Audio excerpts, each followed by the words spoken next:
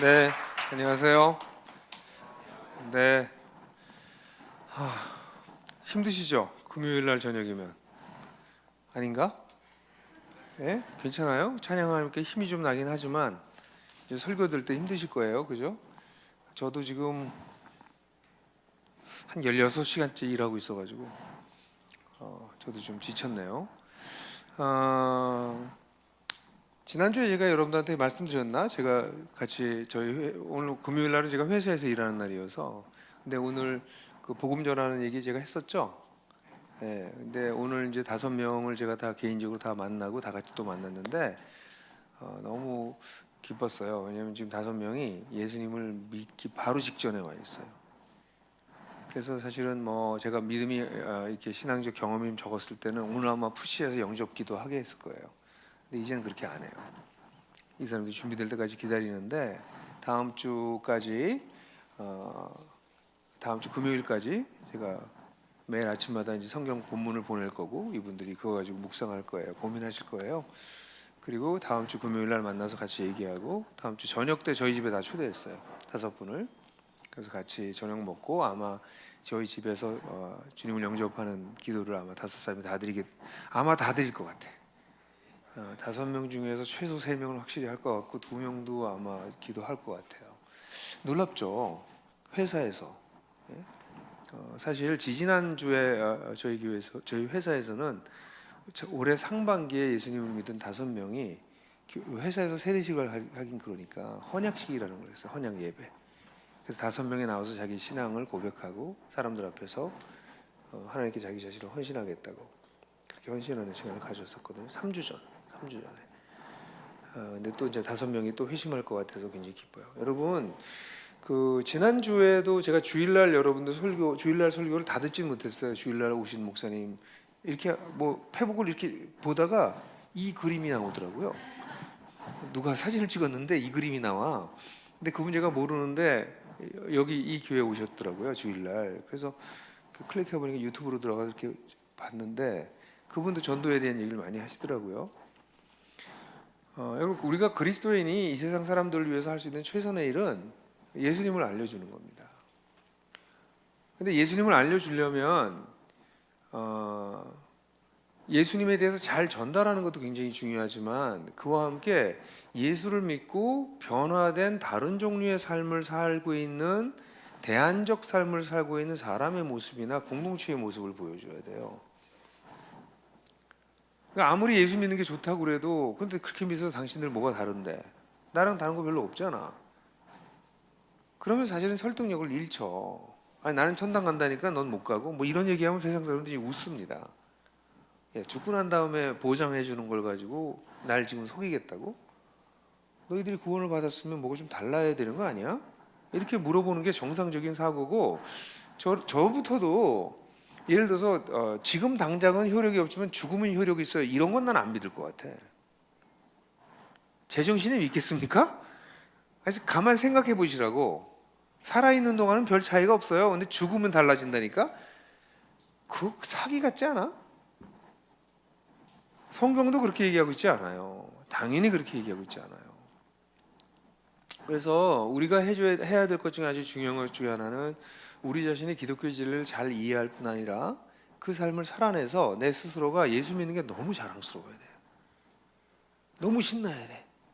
딴 사람들한테 막 미안해야 돼. 나 혼자 예수 믿고 있는 게 막 미안한 거야.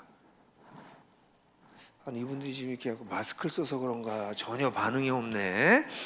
예? 아니 그렇지 않아요. 어떻게 이 좋은 분을 나 혼자 알고 있냐고. 그게 가능한 얘기예요? 불가능한 얘기예요. 진짜 예수님이 대단한 분이라면 이분을 나 혼자 알고 있는 건 불가능한 일이에요. 그러니까 이게 이런 얘기가 이 사람들이 이걸 잘 못 받아서 제가 아주 천박한 예를 들어드릴게요. 여기 동탄에 제일 번화한 데가 이 지역이죠. 예? 동탄에 제일 비싼 아파트들이 이 근처에 있나? 그렇나요?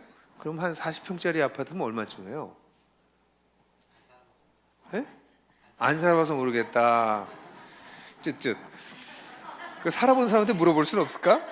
아니 뭐 이럽시다. 10억이라고 치자고. 여기 아파트 하나가 10억짜리가 있어. 10억짜리가 있는데 오늘에 한해서 오늘 12시 전까지 1,000만 원을 가져오면 그 10억짜리를 준다고 그래. 그럼 여기 가만히 앉아 있으면 되겠어요? 빨리 일어서 나가야지. 나 1,000만 원 없는데요. 1,000만 원 어떻게 대출을 하든 뭘 하든 뭐 일수를 끊든 어떻게 1,000만 원에서 사야지 10억을. 그리고 당신만 하겠어? 당신만 하시겠냐고. 이건 빨리 사람들한테 알려서 딴 사람들도 그렇게 하라고 해야 될 거 아니에요. 이 얘가 너무 천박한가? 예수 믿는 게 10억짜리 아파트를 1,000만 원에 준다는 소식보다 덜 좋은 거야?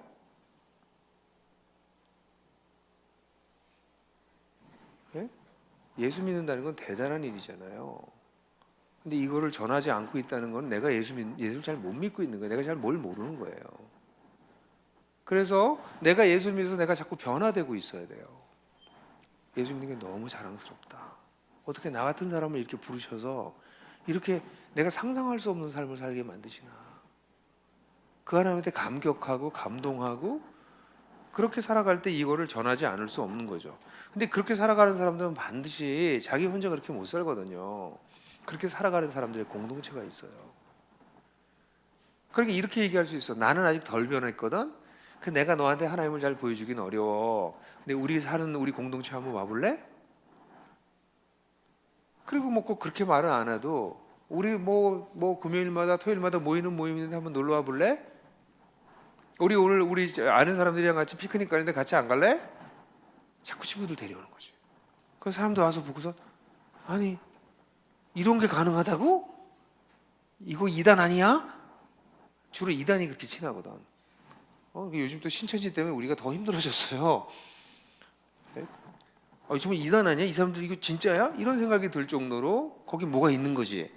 그런 공동체가 있냐는 거죠. 교회는요 원래 에클레시아라고 하는 단어인데 에클레시아라고 하는 단어는 gathering, assemble, meeting 이런 뜻이에요. 그러니까 모인다는 뜻이에요. 모여 있는 사람들이란 뜻이에요. 그래서 신약 성경에는 교회라고 하는 단어가 민회라고 번역된 데도 있어요. 사도행전에는 정치적 집회를 가르칠 때 사도행전에 그 에클레시아라고 하는 단어로 쓰여요. 그러니까 에클레시아라고 하는 단어는 지금 우리가 교회 그럼 건물처럼 생각하는 사람들이 있지만 교회는 그런 게 아니라 사람들의 모임이었어요. 근데 에클레시아 투 크리스토, 그리스도의 교회. 그럼 그리스도가 주인이신 공동체 이런 뜻이라고 들을 수 있겠죠. 하나님의 교회. 그럼 하나님이 주인이신 공동체. 그런 공동체예요. 네? 그런 공동체가 원래 교회였어요. 그런데 초대에는 그런 교회가 만들어져서 거기에서 일종의 예수를 메시아라고 받아들인 사람들이 모여서 공동체적 삶을 살았어요. 그럴 수밖에 없었어요. 주변에 하나님을 믿는 사람이 없었고 환경도 상당히 적대적인 상황이었기 때문에 그들끼리 모여서 자주 만나고 같이 살지는 못해도 그래서 뭐 우리 지금처럼 월화수목금토일 뭐 이런 것도 그 당시 확실하게 없었어요. 일요일 안식일이 된 것은 기독교가 공인되고 난 다음에 한참 후에 일요일이 주일이 일요일이 된 거예요. 썬데이가. 그런 것도 없었어. 그러니까 대충 안식일 후 첫날 유대 교로 얘기해서 안식이 끝나고 다음 날 예수님이 부활하셔서 그 새벽에 모였어요. 주로. 그러니까 노예들도 일하러 가기 전에 새벽에 모이는 시간이 따로 있지도 않았어. 근데 초대교회 그렇게 열악한 상황에서 그 사람들이 모여서 같이 교제하고 그랬어요. 주로 어디서 모였냐면 집에서 모였어요. 좀 큰 집에서. 거기서 그냥 공동체로 같이 산 거예요. 저녁 때 어떤 날짜를 정해서 그러면 날짜를 딱 정해지지 않았어요. 거기 그 지역에 맞는 날짜 정해서 저녁에 모이는 거야. 모여서 같이 밥 먹고 성찬식하고 예배드리고. 그래서 초대교회의 사이즈는 초기에 사람들이 굉장히 컸을 거라고 생각하는데 4-50명을 넘지 못했을 거예요. 제가 목사님들 모셔놓고 얘기를 해도 깜짝 놀라요. 목사님들이 교회 사이즈가 초대교회 얼마나 했을까요? 그럼 보통 한 300-400명 뭐 이렇게 생각해요. 그런 사람이 들어갈 공간이 없었어요. 네? 고린도라든가 이런 데를 다 우리가 고고학적 발굴을 했는데 발굴을 해보면 30명이 들어갈 수 있는 가옥 구조가 없다고. 그러니까 아주 부잣집에 30명 정도 들어가는 거예요. 그럼 거기 그 정도 그게 거의 최대 사이즈의 교회였다고 말이에요. 그러니까 여러분 한번 생각해 보세요. 앞으로 성경을 읽을 때 여러분 우리 하늘빛 우리 교회도 사이즈가 꽤 크죠. 전체 몇 명쯤 돼요? 한 800? 그죠? 어른이 800? 그죠? 800명이니까 얼굴도 다 모르잖아요. 800명을 생각하고 성경을 읽는 거랑 30명을 교회라고 생각하고 성경을 읽는 걸 생각해 보세요. 완전히 다를 걸? 서로 사랑하라 그러면 800명 어떻게 사랑해? 30명? 그럼 확 오지. 저 인간 나 싫은데. 딱 나오지. 근데 800명 사랑하는 게 서로 사랑하는 거 쉽다니까. 안녕하세요. 지금 잘 지내셨죠? 이게 사랑이야? 근데 30명 딱 숫자가 줄어들면 벌써 내 신경을 건드리고 나를 힘들게 하는 사람들이 생기고 그 사람 사랑하라고? 그렇게 되는 거야. 하다못해 내 시어머니를 사랑하라고? 그분하고 천국은 같이 가고 싶지 않은데? 30명 안에 그렇게 자기가 사랑해야 될 사람이 싹 들어오는 거죠. 그죠? 초대교회는 그랬어요, 원래. 그래서 진짜 사랑을 배워갔어. 같이 먹고, 같이 교제하고, 같이 울고. 오늘 제가 만났던 그분도 한 분은 제가 오늘 이제 그걸 알아챘어요. 그래서 오늘 따로 만나서 얘기했는데 깊은 고통이 있구나. 그걸 내가 알아채서 우리 그분한테 오늘 물어봤어요. 나랑 나눌 수 있어요? 아이가 좀 안 좋아요. 근데 내가 이상하게 그 집에 애가 다운일 것 같았어. 그래서 다운 증후 혹시 증후군 같은 거 있는 거 아니에요? 그랬더니 다운이라고 그러더라고요. 그래서 4학년짜리래요. 이 사람은 와이프가 천주교를 다녀요. 내 마음이 너무 아픈 거야. 네? 둘째가 딸인데 첫째는 아들이고. 그 다운인 아이를 데리고 사는 엄마 아빠는 얼마나 고통스러웠겠어요. 내가 이 친구한테 얘기했어요. 당신한테 공동체가 필요하다. 진짜 당신의 짐을, 인생의 짐을 같이 나눠줄 수 있는 가족보다 가까운. 가족도 자주 못 들여다봐요. 네? 근데 정말 같이 짐을 질 수 있는 공동체가 필요하다. 지금 4학년이지만 다운 아이들은 나이가 물론 아이들이 오래 살지는 못하지만 부모가 살아있는 부모들이 그거 아세요? 꿈이? 아이보다 나중에 죽는 게 꿈이라고. 그 상상도 못할 거예요, 여러분들. 그 고통이 어떤 고통인지. 그러면 이런 사람 혼자 못 살거든요. 공동체가 필요해요, 당신한테. 예수를 믿는다는 거는 그래서 뭐 성당을 가든 교회를 가든 그런 어떤 종교 집단에 가입하는 게 아니라 그런 공동체를 찾는 거야. 당신이 그 공동체 찾아야 된다고. 제가 그런 얘기했거든요. 여러분들은 안 그러세요? 인생 어려워요. 공동체는 뭐냐면 이런 거예요. 기독교인 공동체라는 거는 내가 고통스러울 때 찾아가는 곳이야. 내가 세상에서 너무 억울한 일을 당했어. 내가 세상에서 너무 쪽팔린 일을 당했어. 난 누구한테도 얘기할 수 없는 수치스러운 일이 나한테 생겼어. 누구한테도 말 못하겠어. 그런데 가서 얘기할 수 있는 게 공동체예요. 그렇게 어려운 거 아니에요. 공동체는 뭐 이렇게 커피 마시면서 뭐 큐티 말씀 나누고 이것도 공동체는 공동체야. 근데 자기의 고통과 아픔과 수치를 나눌 때 그게 진짜 공동체예요. 그런 공동체가 있으세요? 그런 공동체로 교회가 발전해 나가야 돼요. 그게 하나님이 원래 계획하셨던 교회예요. 특별히 이거는 지금 코로나19라고 하는 상황이 오고 난 다음에 더 심각해졌어요. 여러분들 아마 금요일 날 이 코로나가 아니었으면 저같이 유명한 강사가 오면 이 자리가 꽉꽉 말이 안 나온다. 말이 안 나와. 그죠? 아니 뭐 제가 농담한 건 아시죠? 또 그거 가지고 실족하거나 하지 마세요. 사람 농담을 진담으로 듣는 사람도 있더라고. 근데 여러분 아마 코로나가 아니었으면 이 시간에 그래도 여기 굉장히 많은 분이 오셨을걸요. 주일날도 마찬가지고. 여러분 코로나 상황이 그냥 지나가서 과거로 돌아갈 거라고 생각하세요? 문명학자들은 모두 다 이제 이 코로나를 통해서 BC와 AD가 아니라 AC로 나뉠 것이다. Before 코로나, After 코로나로 바뀔 거다. 내년이 코로나 1년이야. AC 1년. 코로나는 인류의 삶의 방식을 바꿔놓을 거예요. 교회도 마찬가지예요. 이제 주일날 모이는 거 옛날같이 쉬워지지 않을걸요. 다시 돌아가기 어려울 거예요. 가을에 다시 대유행이 일어나든 안 일어나든 코로나가 올해 안에 안 끝나요. 내년에도 안 끝나요. 그리고 코로나 끝나기 전에 또 다른 전염병이 올라올지도 몰라요. 지금 인류는 너무나 그 탐욕을 마음대로 탐욕스럽게 살아가지고 지금 인수 공통 감염병이라고 하는 거가 사스, 메르스, 코로나 지금 계속 오고 있다고. 이게 인간의 탐욕으로 만들어진 것으로 대부분의 학자들이 분석하고 있어요. 지금 인간의 라이프 스타일을 안 바꾼다고. 그래서 이게 지금 코로나 이 바이러스가 지금 거꾸로 인간을 역습하고 있다고요. 지금 이게 쉽지 않은 상황이에요. 그럼 이런 상황이 전개될 때 여러분들 신앙생활이 이렇게 모이질 잘 못한다니까. 이제 같이 옛날에 공산주의가 들어와서 예배를 못 모이게 한 적이 있었죠. 그죠? 중국의 문화혁명이 일어나서 중국의 모든 교회가 사라졌다고 얘기했어요. 중국에 기독교가 없다. 그렇게 됐을 때 교회가 지하로 내려가서 지하에 살아남은 사람들이 지하교회로 살아남았어요. 그게 전부 다 뭐예요? 작은 단위의 공동체였어요. 이거는 단순히 중국의 문화혁명이 아니라 지금 북한에 살아남아 있는 교회도 전부 지하교회들이에요. 살아남아 있어요. 북한에도.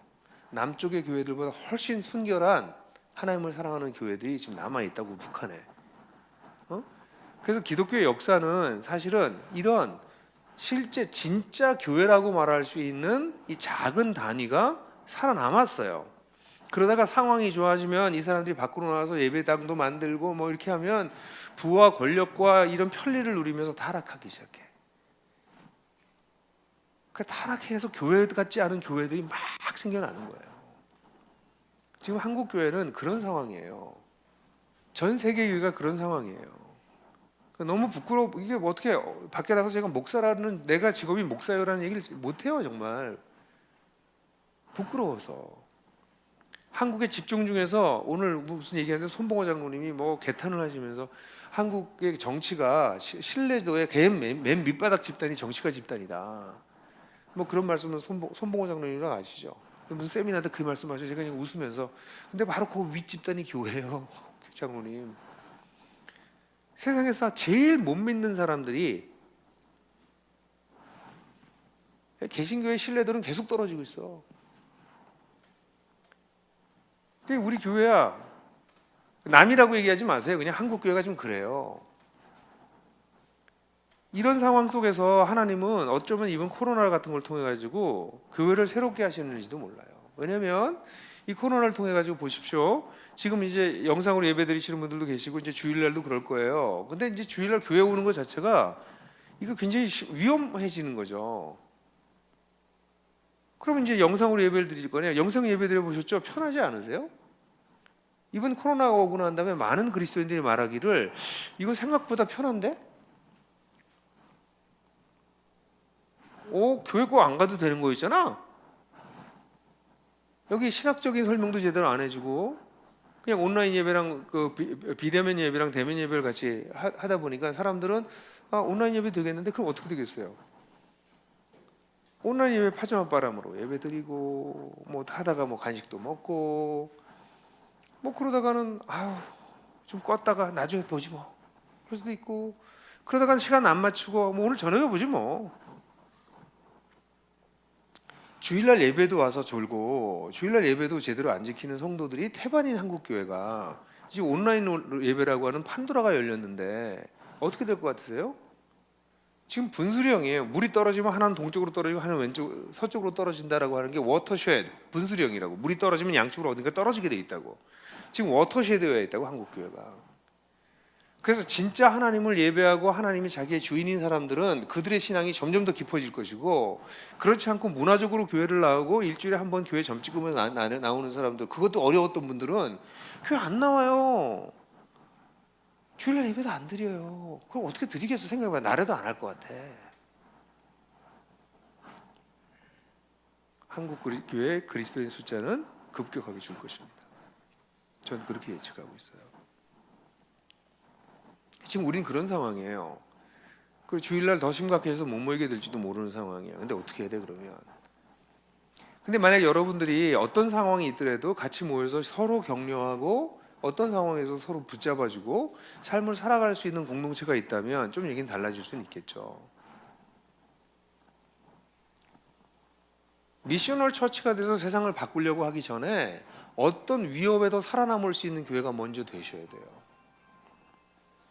밖에 나가서 무슨 일을 하기 전에 우리에게 더 먼저 중요한 거는 우리가 생존할 수 있느냐야. 생존하려면 어떻게 돼요? 대규모로 운집하는 회중보다 중요한 건 단단하게 모여있는 작은 공동체들이라고.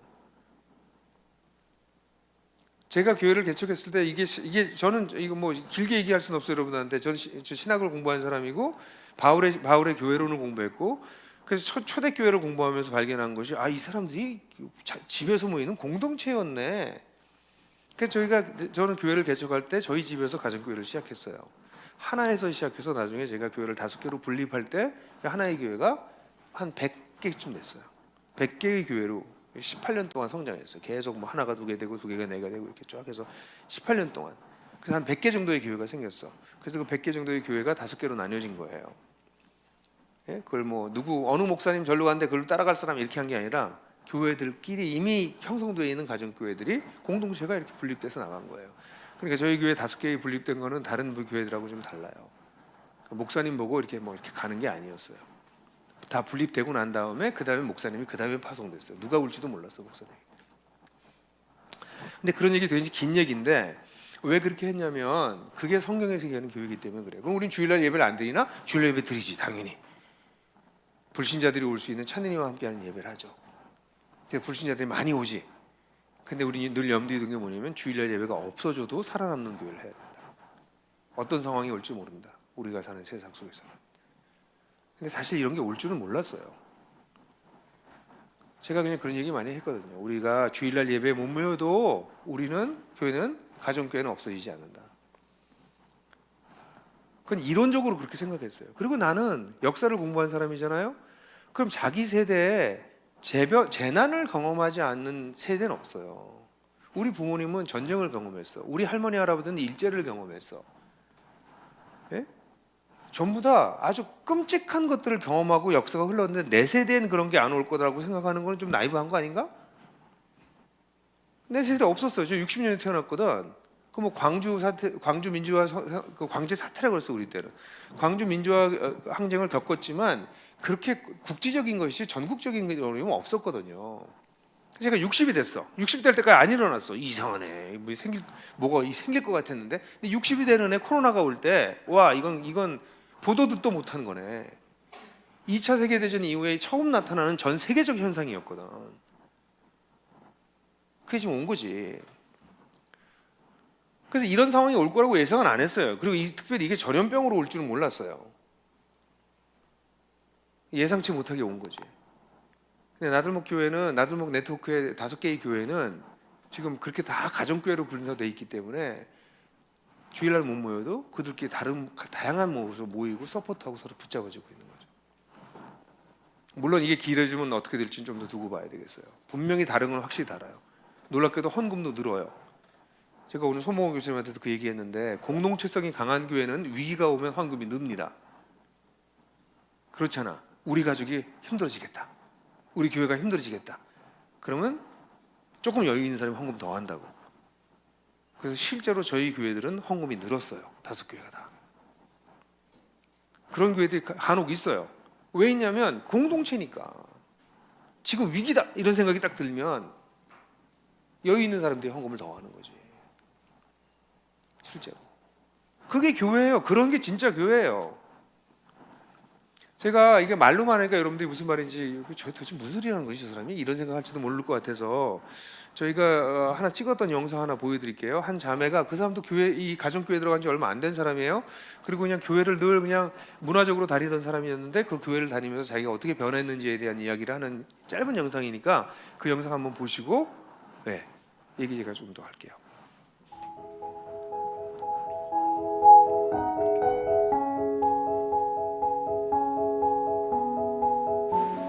가정교회 오기 전에 저는 그냥 썬데이 크리스천으로서 목사님이 주신 말씀을 듣고 잠깐 공감하고 감동했다가 일상으로 돌아오면 다른 세상 사람들처럼 하나님은 잊고 그렇게 살았던 것 같아요. 남편의 권유로 가정교회 오게 됐고요. 왔을 때 첫인상은 처음에는 조금 당황스러웠어요. 모르는 사람들이 친절한 거에 익숙하지 않던 저는 이 사람들이 왜 이러지? 라는 마음을 처음에 가졌던 것 같아요. 그러다가 시간이 지날수록 서로 함께 나누고 아끼고 사랑하는 모습을 보면서 진짜구나. 가식이 아니고 이 사람들이 정말 아끼고 사랑하는구나 라는 거를 느꼈던 것 같아요.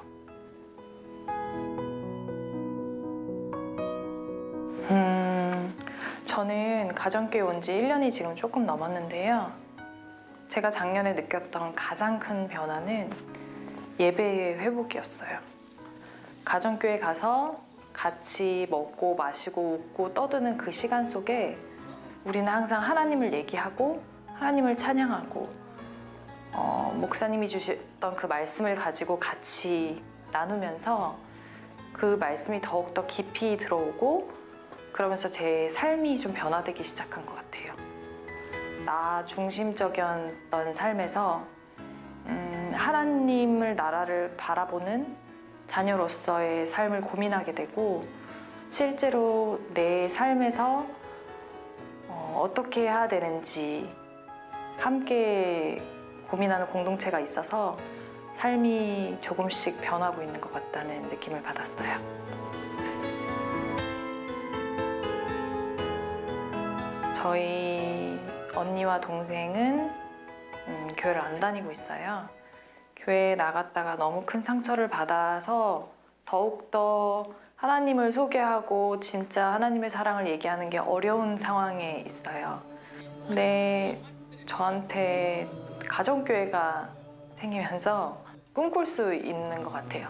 내가 혼자서는 힘들지만 가정교회 사람들이 항상 나를 응원해주고 함께 기도해주고 그리고 격려해주면서 진짜 우리 가족들과 다 함께 교회를 나가고 가정교회에 대해서 얘기하고 하나님에 대해서 얘기하는 그 나를 꿈꿀 수 있다는 소망이 생긴 것 같아요. 가정교회 사람들한테는 저도 더 솔직히 나누고 하면서 진짜 하나님 나라의 자녀로서 살 수 있다는 거 나도 그걸 혼자서는 아니지만 함께 할 수 있겠구나 라는 소망이 생겼던 것 같아요.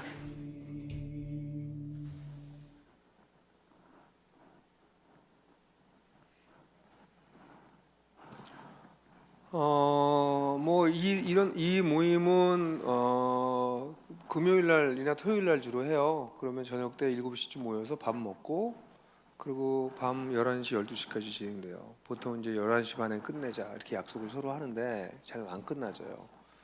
그래서 대부분 하여간 11시엔 끝내야 집을 가니까. 그러면 생각해 보세요. 그걸 매주 해요? 방학 없어요? 교회가 방학을 하나요? 그럼 목사님 참 쉽겠죠. 우리 방학 해버리지 뭐까짓 거 교회. 방학은 교회가 없어요. 방학은 교회가 없는 게 아니라 교회는 방학이 없어요. 그죠? 그러니까 이 사람들은 방학 없어요. 당연히. 이거 의무로 안 해요. 의무로 하겠어요? 저거를? 매주 4시간씩 쓰는 거를? 4시간? 5시간씩 쓰는데? 저것만? 저 사람들한테 저거는 공동체예요. 삶이 변화되고 꿈을 꾸고. 제가 딴 영상도 보여드릴 수 있는 시간이 많지 않아서 지난주에 보니까 제가 조금 시간을 많이 썼더라고요. 그래서 오늘은 시간을 지키도록 노력을 해보겠으나 근데 여기서 이제 이런 일이 있는 거죠. 이 중에서 한 사람이 아기를 가졌어. 근데 한 사람은 그 주에 유산을 했어.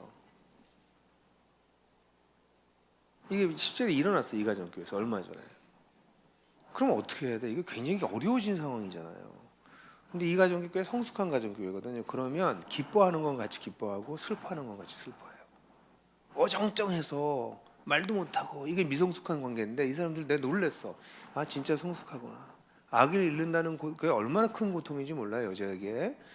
근데 또 아기를 갖게 됐다는 거는 아기 못 갖다가 갖게 된 건 또 엄청난 기쁨이거든. 엄청난 기쁨과 엄청난 고통이 한 주에 같이 벌어진 거야. 예? 이럴 때 기뻐하는 거는 기뻐하는 대로 같이 기뻐하고 우는 건 같이 울고 그게 가능한 거를 이 사람들이 보여주면 내가 오히려 감동받는 거야. 진짜 공동체네. 내 불행 때문에 딴 사람의 행복이 질투나고 내 행복 때문에 딴 사람의 불행 때문에 미안하고 이런 게 아니라는 거지. 이건 우리의 행복이고 우리의 슬픔이라는 거지. 응? 그게 진짜 공동체야. 그게 로마서에 나오는 게 우는 사람들과 함께 울고 즐거워하는 사람과 함께 기뻐하라. 그 말씀이 여기서 이루어지는 거지. 이런 공동체가 가능해요. 그냥 되는 건 아니에요. 왜냐하면 제가 여러분들에게 오늘 읽어드리고 싶은 본문은 제가 이 본문을 강해 설교하진 않겠어요. 그냥 짧게 중요한 본문을 읽어드린 거는 베드로전서 2장 2절부터예요. 베드로전서 2장 2절부터 몇 절만 읽어드릴게요. 2장 2절부터 읽으면 가난한 아이들과 같이 순전하고 신령한 젖을 사모하라. 이는 이로 말미암아 너희로 구원에 이르도록 자라게 하려 함이라. 자 보세요. 구원은요 자라가는 거예요. 한국의 기독교가 잘못 가르치고 있는 건 뭐냐면 구원은 받는 거야 한번. 근데 신약 성경을 잘 살펴보면 구원은 받는 과거적인 것도 있고 미래에 받을 것도 있지만 현재 자라가는 것도 있어요. 근데 한국 교회는 과거에 받는 것만 가르치고 미래에 받을 구원도 얘기 안 하고 현재 받아가고 있고 자라가는 구원도 안 가르치셨어요. 그러니까 두렵고 떨림으로 너희 구원을 이루라는 말씀이라든가 십자가의 도가 멸망하는 자들에게는 미련한 것이요 구원을 받고 있는 우리에게는 to us being saved 현재 진행형이에요. 받고 있는 우리에게 이런 표현을 설명 못 해준 거야. 너희가 너의 구원받을 날이 처음 믿을 때보다 가까웠느니라. 이건 뭐지? 마지막 날 나타나기로 한 구원은 이건 나 뭐지? 이런 성경에 다 나타난 얘기들 성경에서 안 가르치는 거야. 교회에서 구원 받았다는 얘기만 하는 거야. 그러니까 구원은 받았고 그냥 끝난 거야 사람들이. 아니에요. 구원은 자라가는 거야. 오늘 내가 얘기했던 5명한테 얘기했던 게 당신들이 지금 출발점에서 뛸까 말까를 결정하는 거지 결승선에 온 게 아니에요. 예수를 믿는다는 것은 지금부터 출발점에 서서 뛰기 시작하는 건데 한국 교회에서는 결승전에 다다른 것처럼 가르치는데 이거 정말 제대로 뛸 건지 일주일 동안 고민해 보는 거야. 이제 새로운 모험이 시작되는 거야 당신들한테. 이런 놀라운 삶을 사실 것인지 이건 중대한 결정이에요. 그러니까 일주일 내내 아침마다 지금 넌 크리스찬인데 아침마다 20-30분씩 기도해. 이 사람들 아직 예수님 영접 안 했는데 아침마다 그게 예수를 믿는 방법이라고. 진짜 예수를 믿는 방법. 대충 믿는 게 아니라 당신들 인생 거는 거예요. 그 아침마다 20분씩 묵상, 20분, 30분씩 지금 명상이라고 불러 이 사람들은. 저게 기도라고 얘기하고 그러니까. 예? 그러니까 기독교라고 하는 걸 기독교라고 하는 게 오늘날 너무나 정도에서 벗어나 있다는 거예요. 여기 본 것처럼 구원에서 자라가야 돼. 예? 저런 공동체는 애기들은 못해요. 저기 애기들이 들어오려면 저런 공동체를 이끌어갈 수 있는 영적인 어른들이 있어야 돼. 이 본문을 계속 읽어보면 너희가 주의 인자하심을 맛보았으면 그리하라. 사람에게는 버림바가 되었으나 하나님께는 택하심을 입은 보배로운 산돌이신 예수께 나와 The living stone.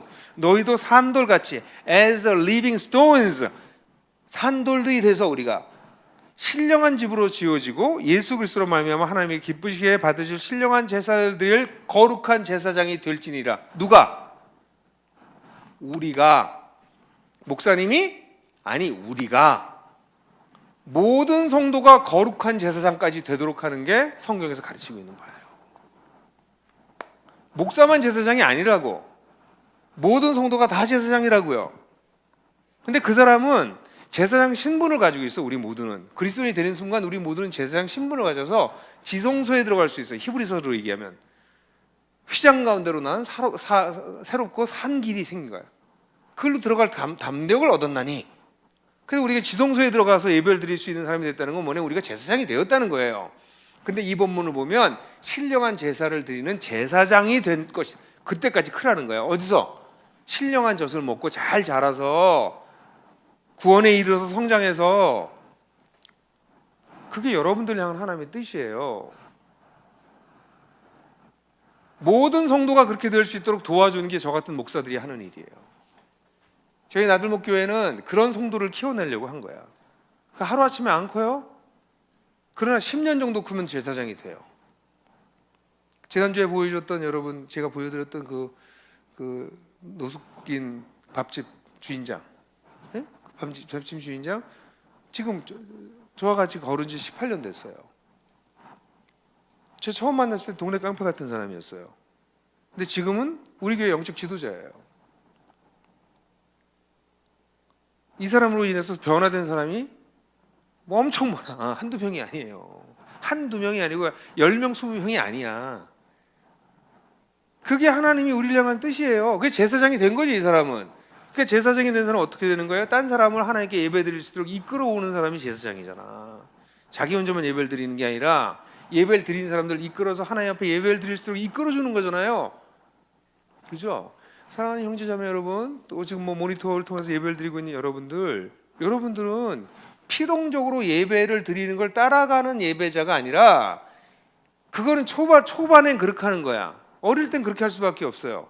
근데 세월이 지나면 내가 개인적으로 하나님을 예쁘게 드리는 것은 물론이요, 다른 사람들도 예배를 드릴 수 있도록 이끌 수 있는 제사장다운 제사장이 되는 것, 그게 하나님이 여러분을 향한 뜻이에요. 근데 통탄할 일은 한국교회에서 우리 성도들이 제사장이라는 것을 가르치는 교회가 몇 없고, 제사장이라는 것을 가르쳐도 제사장 역량을 갖춘 그리스도인을 키워내는 교회는 거의 없어요.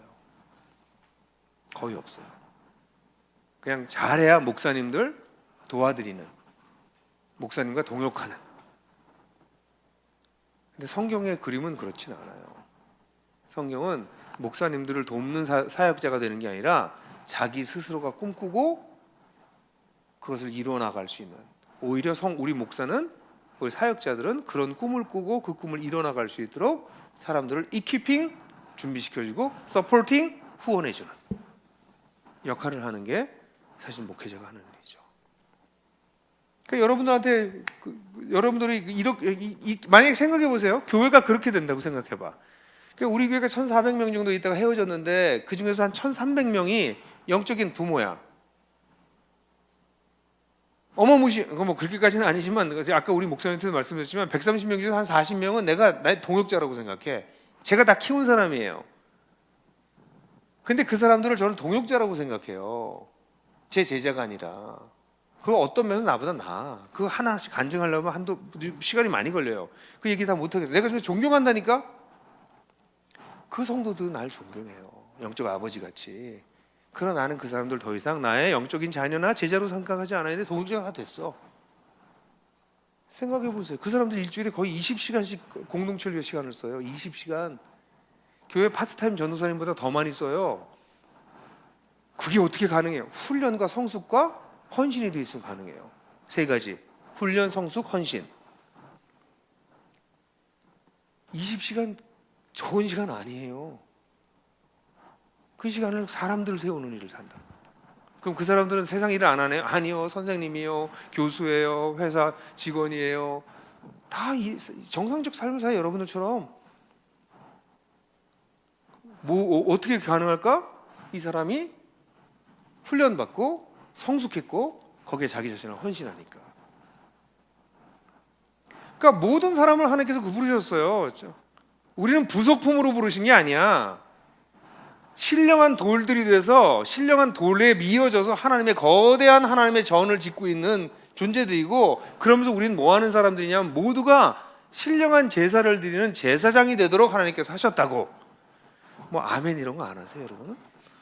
네, 저는 원래 그런 거 별로 안 좋아하긴 하지만 제가 아멘을 요구하는 강사가 아니어서 아멘을 타임을 못 맞추더라고.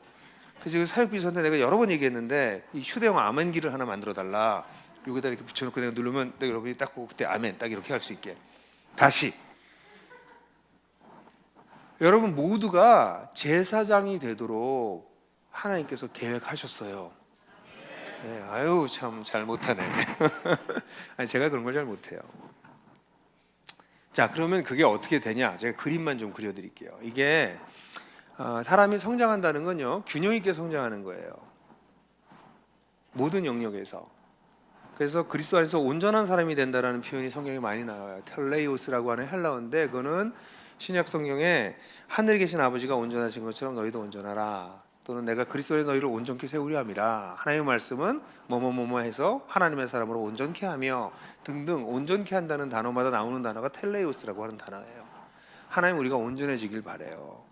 근데 그 온전해진다는 것이 뭐냐면 다음과 같은 그림표를 그릴 수가 있어요. 이건 제가 만든 제자훈련의 아주 중요한 개념도인데, 우리가 그리스도 밖에 있었을 때는 나라로 하는 존재가 있으면 하나님과의 관계도 깨져 있고 나 자신과의 관계도 깨어져 있고 나와 공동체의 관계도 깨어져 있고 나와 세상 관계도 깨어져 있어요. 저렇게.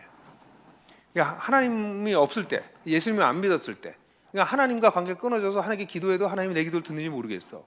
내가 싫어. 그래서 많은 사람들이 자살도 하고 그래요. 자기 외모가 싫어. 그래서 뭐 성형도 해야 되고 내 부모도 싫고 다 내가 살아온 게 싫어. 이게 용납이 안 돼. 예? 이게 다 깨진 사람들의 형식 모습이에요. 자기가 용납이 안 돼. 근데 자기가 용납이 안 되는 사람이 딴 사람이 사랑스럽겠어요? 자기를 사랑하는 사람만이 딴 사람을 사랑할 수 있어요. 그러니까 내가 미워 죽겠는데 내가 어떻게 딴 사람을 사랑하냐고. 그러니까 그게 관계가 깨어져 있어. 그럼 나도 못 사랑하고 딴 사람도 못 사랑하는데 세상을 돌보겠어요? 그 세상도 깨지는 거야. 그래서 우리가 살고 있는 세상은 저렇게 완전히 깨어진 게 여실하게 드러나는 것이 우리가 살고 있는 세상이에요. 그래서 고통과 슬픔이 세상에 가득한 거예요. 불의가 가득한 거야. 코로나가 와도 사람들이 정신 차리고 뭐 우리 저기 에너지 세이브 합시다. 이산화탄소 줄입시다. 이게 인간의 탐욕을 줄입시다. 못해. 그거 하려고 하는 운동이 일어나겠지만 사람은 금방 다시 들어가서 자기 탐욕을 세울 거야. 지금 우리가 있는 자본주의 시스템이 뭐야? 무한 욕망에 대한 무한 긍정이야. 인간은 무한히 욕망할 수 있고 그것은 무한히 긍정될 수 있다고 가르치는 거예요. 이미 여기 맛을 들여버려서 여러분들도 그렇잖아. 통닭 1인 1닭 하지? 옛날에는 통닭 한 마리 잡으면 집이 온 식구가 집을 먹고 그 뼈 가지고 또 다시 저기 미역국 끓여 먹고. 아니 진짜 우린 그렇게 살았다니까. 우리 집 부잣집이었어요. 그런데도 우리 통닭 한 마리 닭 한 마리 사면 그거 가지고 온 식구가 먹고 그거 끓여 먹고 했다고. 지금 댁들이 그렇게 1인 1닭 하는 거가 결국 코로나로 오는 거예요. 돌려가지고. 그걸 아세요? 근데 그걸 사람들이 고치겠다고? 못 고친다고. 왜? 저게 다 깨져 있어서 그래요. 지금 이게 우리가 인류가 지금 당한 현실이야, 여러분. 여기 젊은 사람들이 많은데 많은 문명학자들이 2050년 안 온대요. 2050년 없다고 그래요. Uninhabitable Earth. 사람이 살 수 없는 지구가 될 거라고 봐요. 2050년에. 근데 사람들이 그걸 바꾸냐고. 안 바꾼다고. 이게 무서운 죄예요. 그게 이게 깨져 있는 거야. 그리스도 밖에 있을 때. 그러니까 사람들이 다 찌그러져 있는 거야. 이렇게. 하나님과 관계 없지. 나는 싫지. 옆에 사람들 보기 싫지. 세상은 무슨 세상. 그냥 오늘 하루 재밌게 살자. 그거 너무 슬픈 거죠. 저러고 있어. 근데 이거 하나님께서 이걸 내버려 둘 수 없었어요. 그래서 어떻게 하셨어요? 예수님이 오셔서 우리를 위해서 죽으셨어요. 그래서 우리가 예수님 안에, 예수를 믿으면 어떻게 해? 우리가 예수 안에 들어가게 돼요. 그리스도 안에. 잘 봐.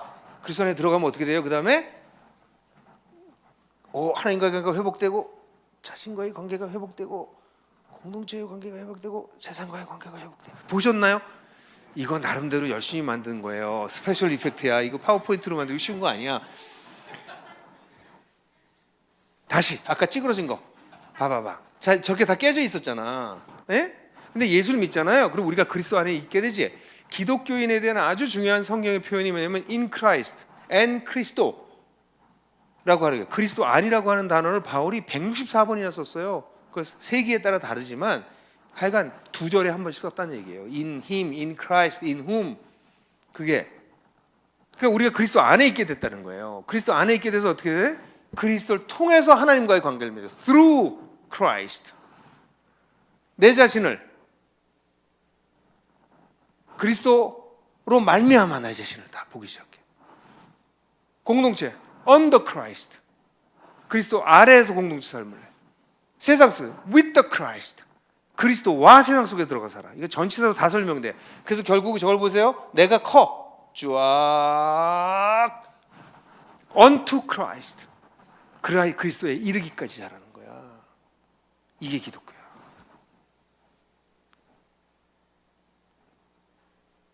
저렇게 살도록 도와주는 게 교회 공동체예요. 저렇게 되면 사람이 매력적이지 않을까? 그게 예수님이 얘기한 내가 온 것은 양으로 생명을 얻게 하고 더욱 풍성히 얻게 하게 함이라. Abundant life. 풍성한 삶. 그걸 주길 원하신다고.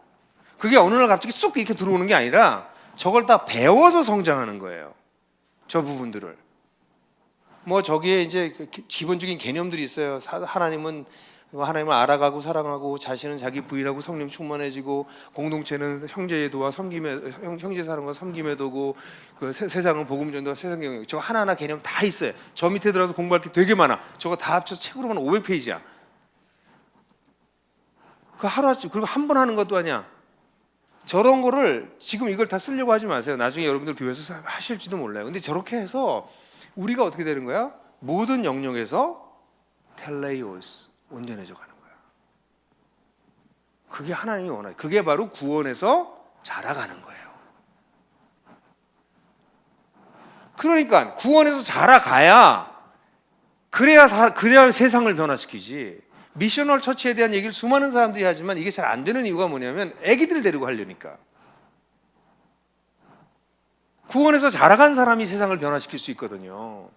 그러면 이 성장 단계가 어떤가를 잠깐 말씀드릴게요. 성장 단계는 이렇게 그릴 수 있어요. 영적 아이, 영적 청년, 영적 부모 이렇게 세 단계로 볼 수 있어. 응?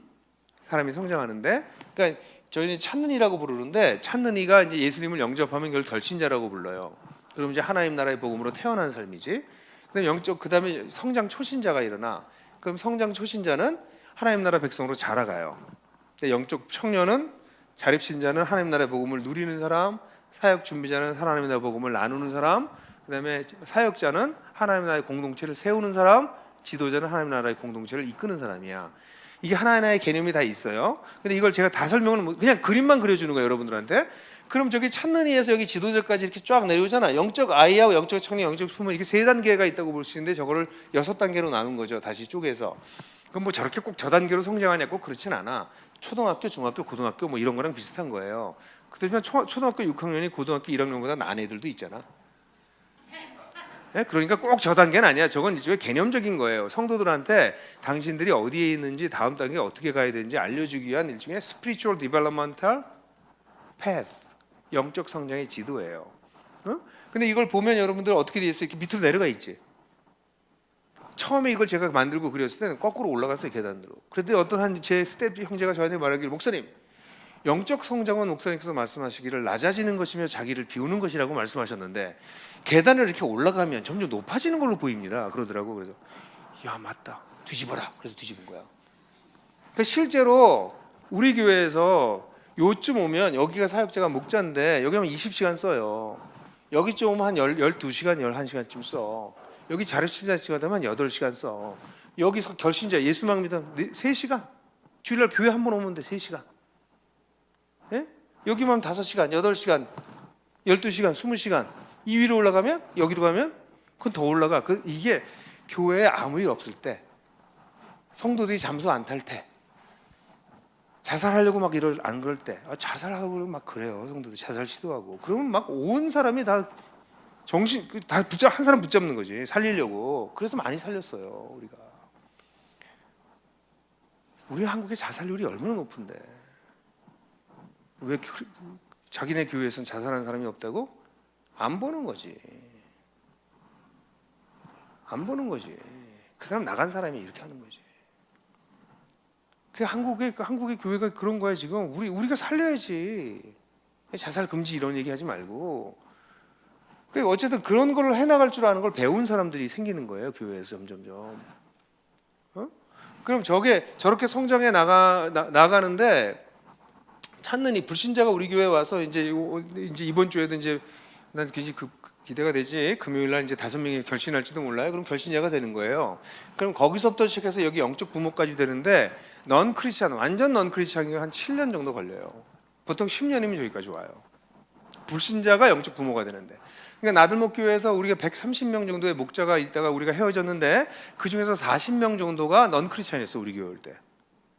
믿겨지세요?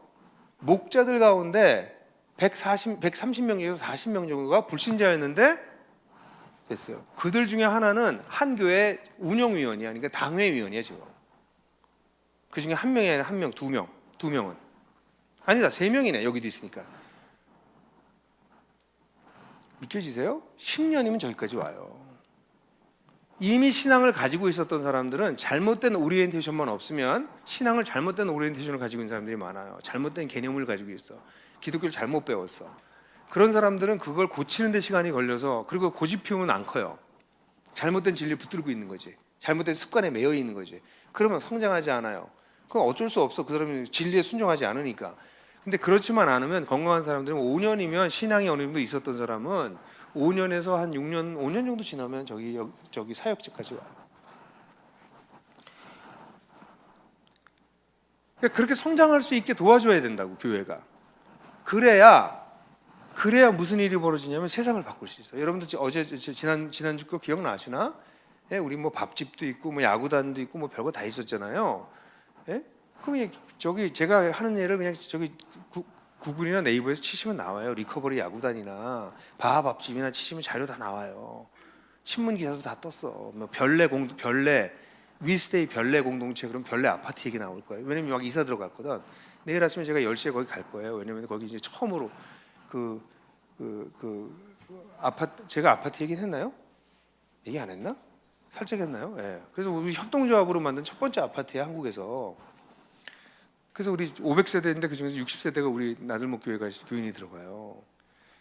근데 그런 얘기가 할 얘기가 너무 많아. 그러니까 성도들이 꿈을 꾸기 시작하면 어마무시한 일이 막 벌어지는 거예요. 그게 미셔널이야. 교회가 프로그램을 하는 게 아니라 성도들이 준비돼서 그 성도들이 자기 사는 데 들어가서 막 무슨 일을 하고 있는 거예요. 세상을 바꾸는. 그게 진짜 미셔널이에요. 교회가 프로그램으로 미셔널을 하는 거에 단계를 못 벗어나고 있어요. 한국의 미셔널이든 미국에서 얘기하는 미셔널이든.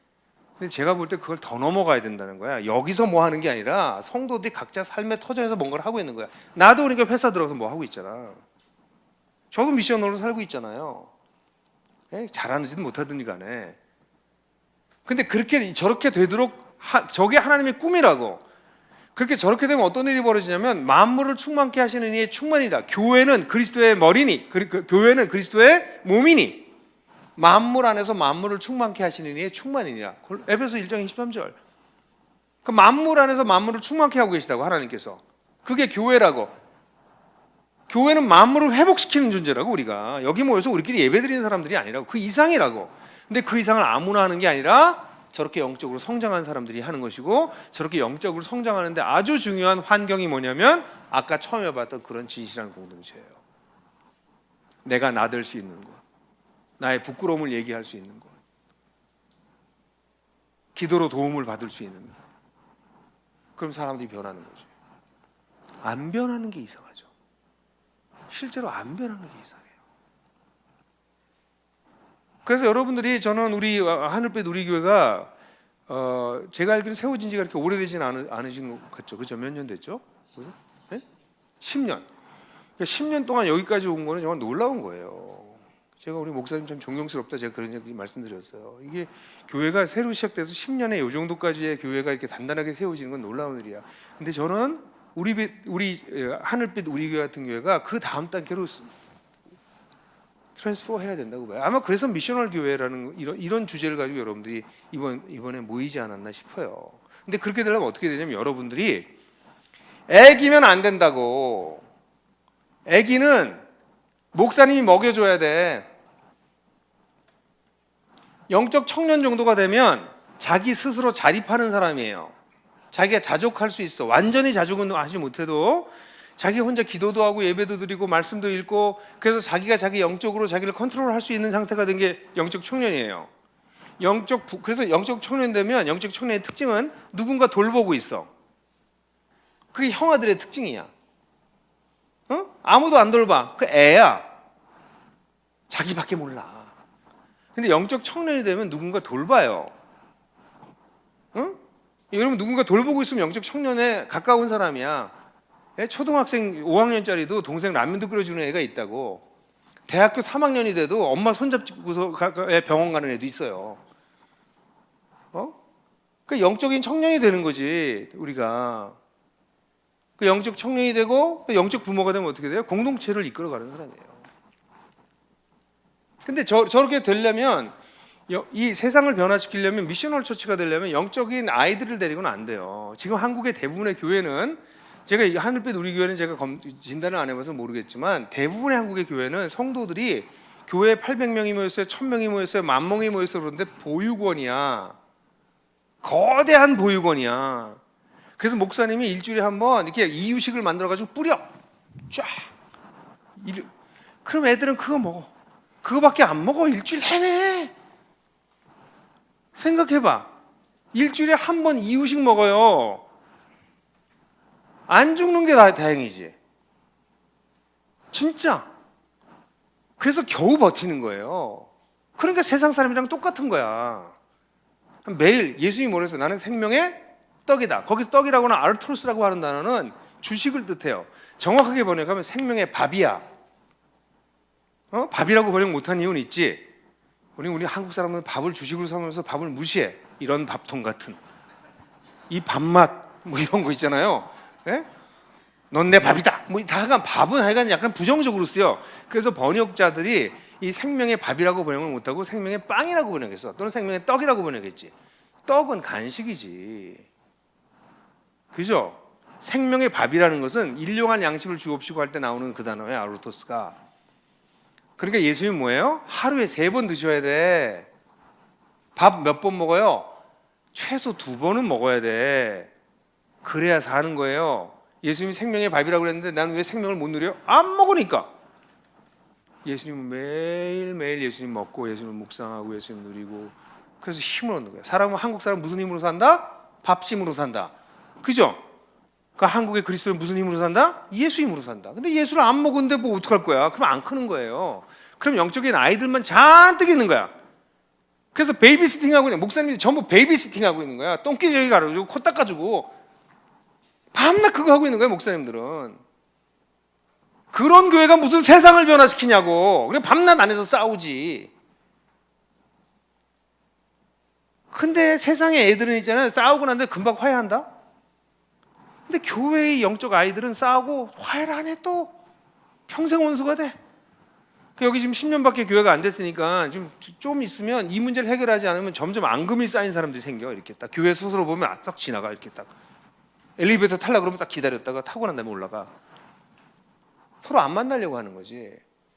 관계가 점점 갈등을 해결하는 법을 배우지 못하니까 관계가 그렇게 되는 거예요. 그런 교회가 한둘이 아니야. 그 다음에 세월이 지나고 난 다음에 파가 막 나눠져. 지금 교회들 가보세요. 그다 파 나눠져 있다고 거기에. 그런 교회가 한둘이냐고. 왜 그렇게 됐어요? 애기들이 늙어서 그래. 미숙아가 늙어버린 거야. 끔찍한 일이에요, 여러분. 주님은 그런 걸 계획하지 않으셨어요. 우리가 살아있는 돌이라고, living stones라고, 죽은 돌이 아니라. 그래서 뭐 왜 살아있는 존재야? 구원에 자라가는 존재라고. 그래서 하나님 우리에게 만드신 거예요. 그래서 저는 여러분들한테 오늘 그 얘기를 다 하려면 이제 오늘 밤새도 못해요. 근데 여러분들한테 이런 꿈을 좀 드리고 싶은 거야. 여러분들 향해서 그런 하나님 계획이 계시다. 근데 제 책에 보면 다 나오기 때문에 이 자료들은 더 보실 수 있는데 저렇게만 해놓고 그냥 가라고 하진 않아요. 저게 스피리추얼 디벨롭먼트 패스면 저거를 걸어갈 수 있도록 돕는 게 스피리추얼 디벨롭먼트 프로그램이에요. 영적 성장의 지도가 있다면 영적 성장을 할 수 있도록 도와주는 디딤돌 같은 프로그램들이 있어야 돼. 그래서 만든 자료들이 있는데 이 자료들을 책은 여러분들이 돈을 내고 사야 되지만 유튜브에 하면 다 무료예요. 다 무료로 전부 다 오픈해놨어요. 제가 뭐 하고 있는 거냐면 성도들이 스스로 커야 된다는 거예요. 본인들이 커야 돼. 나는 우리 목사님이나 우리 이런 하늘빛 누리교회 같은 경우에는 목사님들이 이걸 하실 거예요.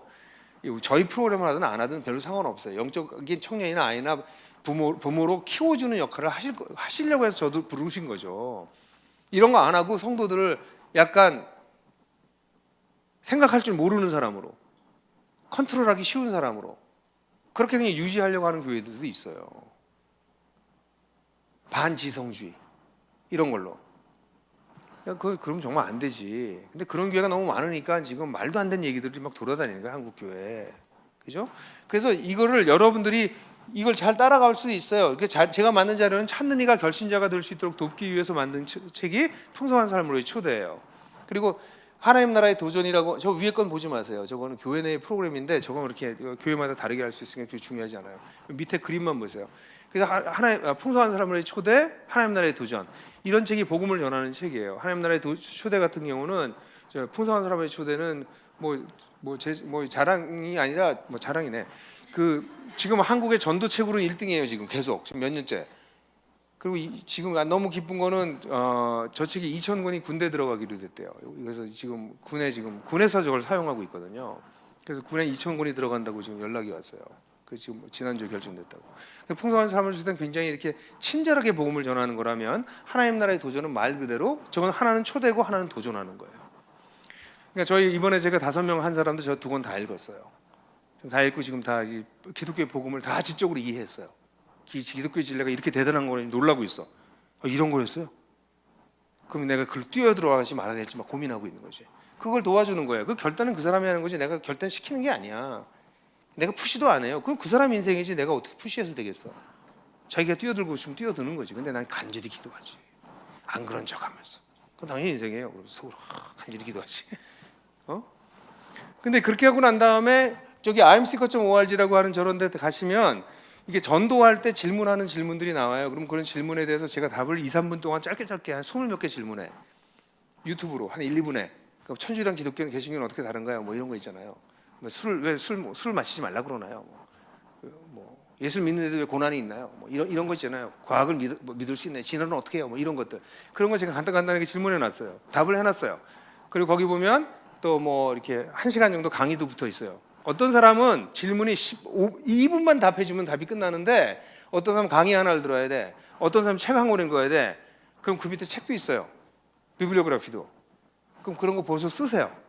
그 유튜브에 나올 때 젊은 제가 나오는데 제 동생이라고 생각하지 마세요. 제가 15년 전에 찍은 걸 그대로 올려놔가지고 저도 그럴 때가 있었어요. 근데 여하튼 이 자료들 다 오픈되어 있으니까 쓰시라고. 그뿐만 아니라 이 둘 다 영상과 음성으로 다 있어요. 팟빵으로 들을 수도 있고 유튜브로 들을 수 있어요. 그 하세요.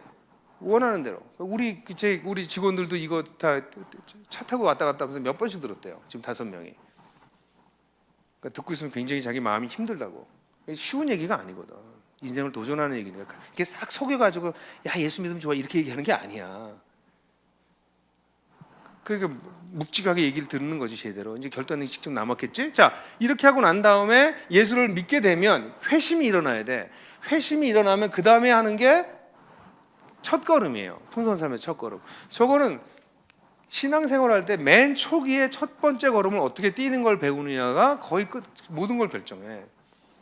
초기에 신앙의 초기에 잘 가르쳐 줘야 돼요. 근데 한국 교회는 초기에 안 가르치고 내버려둬. 지가 혼자 크게. 그 옆 사람 한번 봐봐.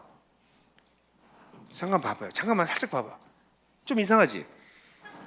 왜 이상하냐면 안 키워서 그래 다.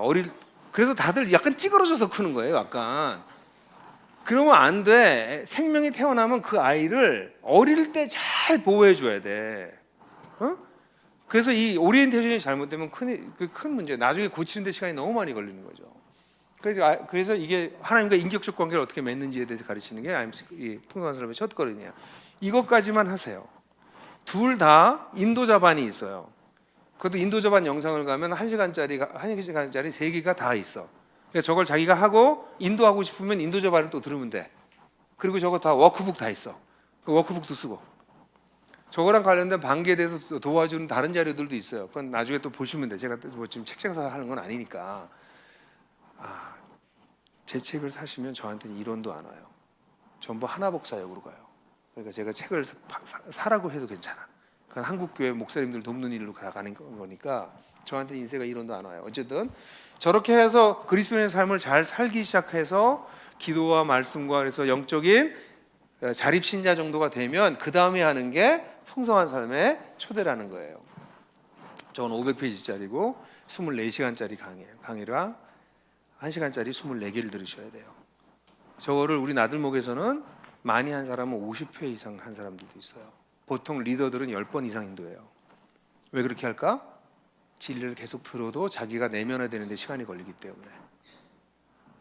그래서 저거가 끝나고 나면 저거를 인도하는 거가 또 다른 500페이지인 제자훈련이라는 책이 있어요. 근데 저런 책들은 이제 저기 너무 많이 간 거예요. 근데 저 다음에 한 권 더 있는데 그건 제가 지금 아직 쓰고 있어요. 기획만 하고. 그건 공동체 그리스도인의 삶의 방식. 저건 제자훈련은 기독교의 생존 방식. 그래서 공동체에 대한 책을 한 권 더 쓰면 저 시리즈는 제가 마무리하게 되게 될 거예요. 근데 이걸 왜 만드냐면 저는 성도들이 스스로 크길 바라는 거야. 어떤 상황이 와도 스스로 클 수 있도록. 왜냐면 성경이 있잖아, 성경. 그런데 이 성경이 오늘날 뭘 의미하는가를 풀어서 만든 자료가 종교개혁 때 기독교 강호나 루터의 소유리 문답 같은 거예요. 그러니까 오늘날 시대에 우리 성도들한테 맞는 자료를, 한국 사람들에게 맞는 자료를 만들려고 했던 게 제가 했던 거고, 이건 그냥 책상에서 만든 게 아니라 나들목이라고 하는 공동체에서 18년 동안 임상 실험이 끝나서 나온 거예요. 18년은 아니에요. 10년 정도 끝났을 때 임상이 다 끝났어요. 10년 동안 책을 안 냈어요. 그 10년 동안 임상을 충분히 해서 시행착오하고 고치고 리바이즈해서 만든 자료야. 그러니까 이건 도서관에서 만든 책이 아니에요. 남의 거 이렇게 베껴가지고 짜집기 한 것도 아니에요. 그래서 여하튼 자, 제가 이 말씀하고 마칠게요. 제가 평생 운동을 했는데 저는 운동이 놀이였거든요. 그래서 운동을 좀 심하게 했어요. 그래서 몸이 다 다쳤어. 그래서 사실 지금 무릎 연골도 나가고 어깨도 여기도 파열되고 그래서 지금 운동을 잘 못해요. 근데 저한테 운동을 가르쳐 주겠다고 누가 왔어요. 근데 그 사람이 이제 내가 운동하는 걸 이렇게 보더니 목사님은 운동한 게 아니라 몸을 학대하신 거예요. 그러더라고. 운동도 잘 배우셔야 돼요. 그래서 이제 이분한테 운동을 배웠어요. 근데 운동을 배웠는데 이 사람은 여기가 52cm야. 여기 팔 두께가 52cm. 예? 그게 어떤 여성의 허리보다 더 두꺼울 수 있어요. 52cm. 뭐 이런 게 팔이 안 내려가. 190cm야. 뭐 이런 사람이에요. 근데 나보고 이제 이게 덤벨을 주고서 하라는 거예요. 내가 15kg 아니 20kg까지 하는데 이렇게 20kg 힘들거든. 이렇게 막 힘들게 막 해. 그래서 이렇게 탁 이렇게 내려봐. 아휴 목사님 여자들도 그 정도 하는 사람이 있는데 뭐 이게 약 올리는 거야. 약간 역심리를 쓰는 거지 이 친구가. 그래서 너 한번 해봐. 그랬더니 정말요? 그러는 거예요. 그러더니 30kg를 딱 드는 거야 한쪽에. 이쪽에도 30kg 들어. 몇 킬로? 60kg야. 어떻게 하려고 그러는데 그러더니 해요? 그랬더니 해봐. 그러더니 60kg. 여기 60kg 많잖아. 그런 사람 줄로 매주면 하는데 자기가 잡고 하면 부러진대. 이게 바스러진대. 그래서 줄로 매주면 할 수 있대. 그렇지 60kg 했으니까. 여자분들요 300g 가지고도 잘 못하세요. 이거 내가 아까 20kg 한다고 그럴 때 여러분들 그 상당히 센 거야. 300g 가지고도 몇 번 못해요. 무거워서 처음에 그래서 100g 가지고 시작한다고 여자들이. 근육이 없는 사람들은. 근데 이 사람은 60kg 해. 나 뭐 턱걸이를 하는데 턱걸이 5개 하거든. 내 나이에 5개 하는 거 잘하는 거예요. 근데 그거 보고서 목사님 언제 저걸 좀 등 근육이 저걸 좀 발전해야지 어떡하나 이래. 턱걸이는 등으로 하는 거거든요. 그래서 내가 또 그래서 야 한번 보여줘 그랬더니 저희는 힘 자랑 안 합니다. 그래서 아니 힘 자랑 말고 모범을 보여달라고. 그랬더니 해요? 그랬더니 딱 이렇게 잡더니 턱걸이를 하는데요. 이렇게 잡았더니 여기까지 올라와. 그 천장이 이렇게 낮았거든. 이렇게 해서 천장에서 뽀뽀를 하더라고. 그 내려와. 그러니까 몸이 이렇게 올라가. 이렇게 바에. 턱걸이 영상 보시면 진짜 운동하는 사람들 그렇게 하거든. 이렇게 올라가거든. 등 쫙 잡아당겨가지고. 그러더니 신났어. 한 손으로 해요? 그럼 한 손으로.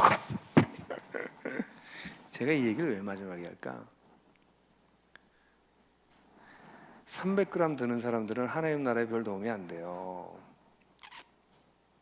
1kg 들어도 별 도움 안 돼요. 10kg, 20kg 들어야 좀 쓸만하지. 여러분들이 택하시는 거예요. 근육은 하루아침에 안 커요. 30kg, 40kg 들려면 진짜 매일 연습해야 돼요. 식이 조절하고. 그럼 근육이 붙어요, 진짜. 여러분 어떻게 사실래요? 평생을 100g, 200g 들면서 그거 낑낑대면서 살 거라고? 그러면서 미셔널 처치 얘기하는데 하지 마. 그런 거 미셔널 처치 그런 사람이 할 수 있는 게 아니야. 세상 나가서 맞짱 뜨겠다는 거야요. 세상 나가서 맞짱 뜨려면 훈련을 해야 돼. 5년에서 10년 훈련해야 나가서 싸울 수 있어요. 여기 젊은 분들이 많은데 여러분들 지금 나가서 싸우지 못하는 거 괜찮아. 10년 후에 날 만났는데 목사님 저 이제 맞짱 떠요. 그렇게 얘기하셔야 돼. 10년 후에 저보고 쓱 피해가지 마세요. 난 아직도 300g 들었는데. 갓난아이처럼 신령한 젖을 사모하라. 그래서 구원에 있어서 자라가라. 그래서 산돌들이 돼서 산돌이신 그리스도께 와서 신령한 집이 되어서 신령한 예배를 제사를 드리는 제사장이 되라. 이게 하나님의 여러분을 향한 뜻이에요. 그런 놀라운 삶을 우리 한번 살아보자고. 하나님 얼마나 기뻐하시겠어요 그렇게 살면. 그죠? 다 같이 한번 기도합시다. 여러분, 여러분들 향하신 하나님 뜻이 얼마나 큰지 몰라요. 여러분들이 어떤 문제가 있는지 전혀 몰라요. 문제가 다 있겠지. 근데 그런 문제가 그리스도 안에서 다 해결되어 나가고 다 완전히 해결되지 않아도 그냥 데리고 살만하게 여러분이 성장하게 하나님께서 원하세요. 모든 영역에서 정말 온전해지기를 원하세요. 진짜 삶이 되기를 원하세요. 이 시간에 다 같이 통성으로 기도할 때 하나님, 나를 향하신 하나님의 뜻이 내가 무슨 일을 하는 게 아니고요, 내가 온전해지는 게 하나님의 뜻이라니까. 구원에 있어서 자라가는 것. 그래서 하나님, 제가 영적 아이로 죽지 않을래요. 주님, 저 영적 부모가 돼서 죽을래요. 영적 부모가 돼서 공동체 세우고 사람들 변화시키고 당신과 함께 하나님 나라 운동하다가 죽을게요. 하나님 도와주세요. 그렇게 자기 자신을 위해서 결단하고 기도하는 시간 갖도록 하겠습니다. 다 같이 기도하시겠습니다.